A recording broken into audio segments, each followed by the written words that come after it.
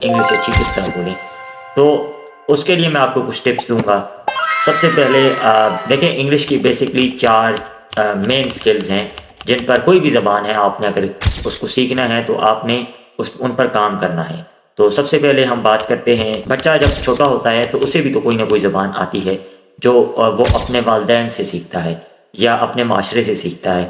تو انسان جو ہے اس کے اندر قدرت نے ایک قابلیت رکھی ہے، وہ اپنی زبان سیکھتا ہے۔ تو پہلی جو سکل ہے وہ لسننگ کی۔ تو جب ہم سنتے ہیں، so when we listen we tend to recognise words.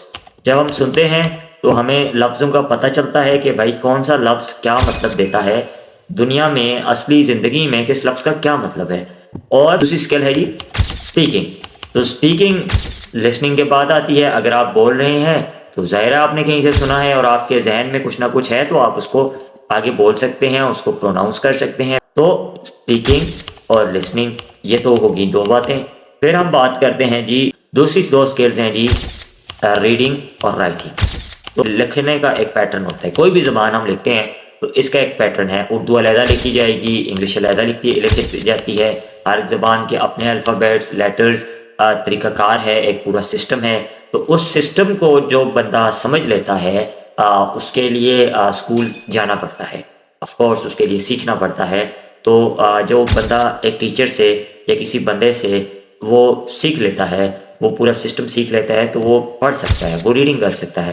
اور اس کے بعد رائٹنگ کی اسکل۔ تو جب آپ پڑھ سکتے ہیں، آپ ورڈس کو پڑھ سکتے ہیں اور اس کے بعد پھر آپ ان لفظوں کو لکھ بھی سکتے ہیں۔ اب اس کے درمیان ایک چیز ہے، وہ ہے کہ جی آپ جو پڑھتے ہیں اس کا آپ کو مطلب آتا ہے۔